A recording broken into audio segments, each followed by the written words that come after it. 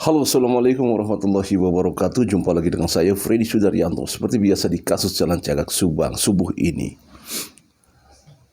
Rangkaian dalam sebuah organisasi yang dinamakan sekolah atau yayasan bina prestasi yang didirikan langsung oleh Pak Yosep Hidayah bersama tim yang lainnya, di mana Pak Yosep Hidayah sebagai pembina sekaligus juga sebagai owner di awal itu.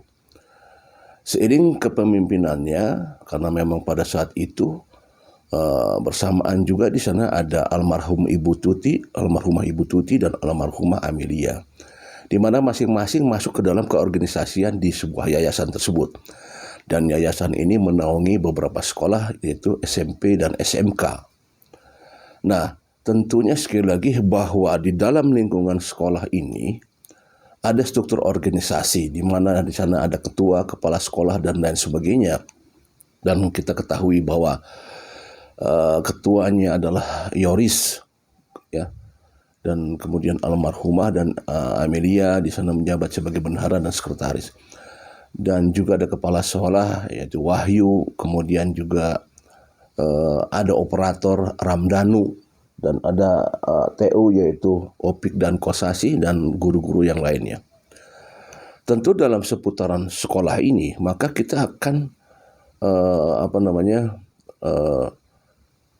melihat siapa-siapa saja yang ada di sini, ya. Nah, kalau misalkan di sana ada tadi kepengurusan, juga ada yang namanya bendahara pasca kejadian, yaitu saudara Dedi FN, di mana Pak Dedi menjadi bendahara menggantikan almarhumah Amelia. Tetapi sebelumnya Pak Dedi juga pernah berkecimpung, yaitu sebelum pada kejadian, yaitu sebagai mencari siswa, ya, di Preland. Lingkaran-lingkaran inilah yang tentunya memang adalah lingkaran di mana kita lihat dan dengar sebelumnya bahwa ada pelanggaran, diindikasikan ada pelanggaran, yaitu apa? Satu, adanya data fiktif. Kedua, juga kemarin sempat dilaporkan oleh Pak Dedi bersama kuasa hukum adanya tanda tangan yang dipalsukan, dan mungkin arah-arah yang lain, ya. Nah, kalau misalkan diduga atau terindikasi bahwa di sana ada pelanggaran, tentunya pihak penyidik pasti tidak akan jauh untuk mencari keterangan, yaitu mencari keterangan pasti orang-orang yang terdekatlah di lingkungan situ. Pastilah yang sekarang masih ada, yaitu Pak Yosep, Yoris, kemudian Wahyu, Kosasi, Opik, juga Ramdhanu, juga mungkin Pak Dedi, karena Pak Dedi juga berkecimpung setelah pasca kejadian. Bagaimana Pak Dedi bisa mengetahui, yang barangkali maksudnya mengetahui bahwa jalannya operasional itu ya pasti dari kepala sekolah sebelumnya, ya. Karena kan Wahyu kepala sekolah sebelum kejadian. Kalau Pak Dedi kan setelah kejadian jadi bendahara. Tapi kan mendapatkan informasi dari orang-orang terdahulu pastinya kan, karena namanya ada serah terima, ya. Serah terima jabatan dan lain sebagainya, kan pada juga mengetahui tentang data-data dan lain sebagainya. Nah, sekali lagi, kalau misalkan kita berkata atau bercerita masalah adanya indikasi pelanggaran di sekolah ini, pihak penyidik akan pasti sangat memeriksa orang-orang terdekat. Pertanyaannya, apakah Pak Yosep sudah diperiksa berkaitan dengan masalah sekolah? Yoris sudah diperiksa? Apakah sudah diperiksa? Kemudian apakah Ramdhanu sudah diperiksa? Ataukah Pak Dedi sudah diperiksa? Saya berkata titik fokus poinnya ke berempat ini. Pak Yosep, kemudian Yoris, kemudian Danu, dan juga adalah Pak Dedi. Pak Yosep pendampingan hukum dengan Pak Rahman Hidayat. Yoris pendampingan hukum dengan Ibu Leni. Ramdhanu dengan Bang Ahmad Topan Sudirjo. Dan sekarang Dedi dengan pengacara baru, yaitu Bang RD. Masih karena kalau di sini mereka status saksi ya.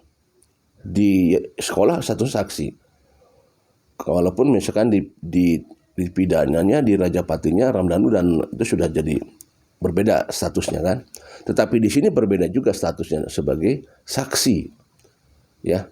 Sebagai saksi karena ini case-nya berbeda. Case-nya berbeda. Jadi mereka menjadi saksi. 4 saksi ini memiliki pendampingan hukum. Sekali lagi, tadi malam saya telah sampaikan bahwa kalau misalkan ada indikasi pelanggaran di sini, di sekolah ini, tentu kita akan tidak akan jauh. Kira-kira siapa yang bertanggung jawab terhadap suatu pelanggaran ini? Satu, siapa yang bertanggung jawab? Kemudian apakah ada indikasi terhadap pelaku nantinya atau tersangka?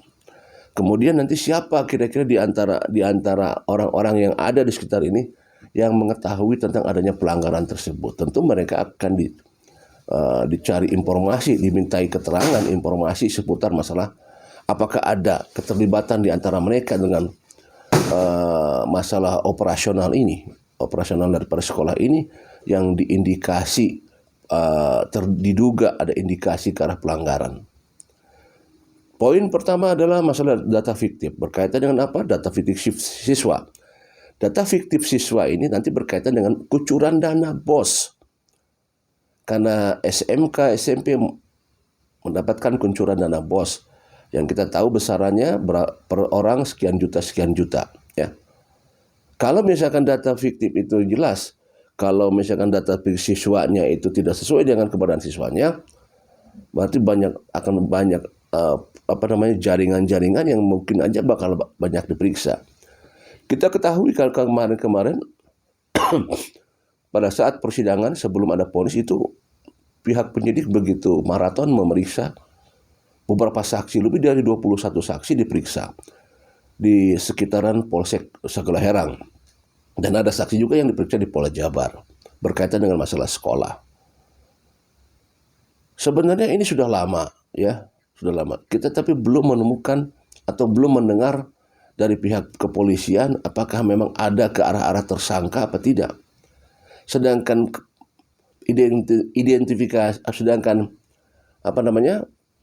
dugaan ke arah pelanggaran sudah jelas, tetapi kita belum mendengar adanya ke arah tersangka. Apakah dengan pelaporan yang dilakukan oleh Pak Dedi berserta dengan kuasa hukumnya Bang RD dengan laporan bahwa adanya tanda tangan yang dipalsukan, terutama tanda tangannya Pak Dedi. Nah, kita akan tahu nanti tanda tangan dipalsukan ini untuk apa? Dalam surat bentuk apa? Apakah dalam pengajuan masalah keuangan dan sebagainya? Nah, tentu ini kan sudah dirugikan dengan adanya pemalsuan tanda tangan tersebut. Yang nanti di mana ini akan efeknya merembet ke hal-hal yang lain nantinya. Nah, tentunya kalau misalkan di sana ada pelanggaran, diduga ada pelanggaran ya, terindikasi, kemudian ada pemalsuan dan sebagainya. Satu pertanyaan yang memang umum, siapa yang melakukannya? Apakah yang ini dilakukan oleh satu orang? Mungkin tidak kalau dilakukan oleh satu orang. Suatu bentuk pelanggaran dalam organisasi yang kecil, katakanlah kalau sekolah ini kecil ya. Lain kalau di pemerintahan, di keuangan, di kementerian itu kan besar skalanya. Sekolah skala kecil. Mungkinkah ini dilakukan oleh satu orang saja? Ataukah lebih dari satu orang? Apakah ada orang-orang yang memang bekerja sama untuk bisa melakukan suatu pelanggaran ini? Karena berkaitan dengan data fiktif, tentu akan memancing interest kepada orang-orang yang ada di sekitarnya, terutama di bagian yang masuk ke dalam struktur organisasi. Berapa banyak siswa yang sebenarnya ada dengan jumlah yang tertera di Dapodik? Ya, jelas bahwa memang pelanggaran ini sudah disebutkan oleh pihak Polda Jabar, yaitu berbentuk data fiktif. Masyarakat hanya semua menunggu bahwa kapan ini menunggu dalam artian bahwa mana kelanjutan untuk masalah pelanggaran ini. Kalau diduga memang ada pelanggaran di data fiktif ya, sekali lagi ya. Nah, disambung lagi dengan tadi bahwa ada laporan Pak Dedi. Nah, apakah ini nanti akan ada persesuaian, kemudian ada perembetan nantinya? Nah, kembali lagi kalau kita lihat tadi yang disebutkan bahwa orang-orang yang ada di sana, Pak Yosep, Yoris, Ramdhanu, Pak Dedi, mereka punya pihak, masing-masing punya pihak, punya pendampingan hukum. Nah, tentunya sekali lagi ini akan bagaimana nanti, bagaimana keseriusan juga,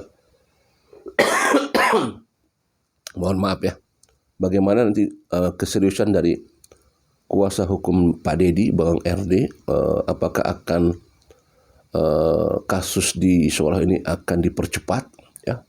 Karena biasanya nih ya, yang saya tahu, kalau ada pelaporan dan resmi pelaporannya itu saya yakin bakal direspon oleh Polda Jabar. Bakal direspon. Makanya pada saat ada pelaporan Pak Dedi dengan Bang RD kuasa hukum ke Polda Jabar, itu tidak lama kemudian ada saksi yang diperiksa. Apakah itu ada kaitannya apa tidak? Nah, kita juga tidak tahu ya, karena kita tidak tahu isi materi BAP-nya kan. Tetapi gayung bersambut gitu loh.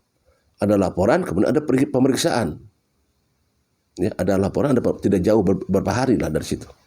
Apakah ini ada kaitannya? Kita tidak tahu. Ya, mungkin saja. Ya, semoga saja bisa cepat ya. Semoga bisa cepat. Artinya cepat itulah cepat kita mempunyai jawaban atas hasil satu adanya indikasi data fiktif, kedua adanya pelaporan. Mudah-mudahan ada cepat hasilnya. Ya, apakah nanti larinya ujung-ujungnya akan ada tersangka di lingkungan sekolah ini? Ya, lebih cepat lebih baik kalau memang ada, kan gitu. Kalau memang ada ya lebih cepat lebih baik. Artinya kalau memang mau dibongkar, bongkar seluruhnya. Bongkar sampai ke akar-akarnya. Sampai ke akar-akarnya ya siapa tahu di situ memang ada rembetan. Mungkin saja ada orang-orang yang memang bisa saja ikut menikmati, bisa saja ya terhadap yang terduga terindikasi pelanggaran ini. Ada yang menikmati? Ya mungkin saja. Makanya kita support apa yang dilakukan oleh orang-orang yang memang mau membongkar semua yang berbau kejahatan atau pelanggaran. Ya, terutama Pak Dedi dengan Bang RD yang sudah melaporkan. Ya, pelaporan-pelaporan inilah sebenarnya yang kita tunggu ya, yang kita tunggu agar supaya gerakannya semakin cepat gitu. Ya, baik demikian materi subuh ini. Semoga dengan adanya laporan, semoga cepat juga adanya tindakan. Assalamualaikum warahmatullahi wabarakatuh.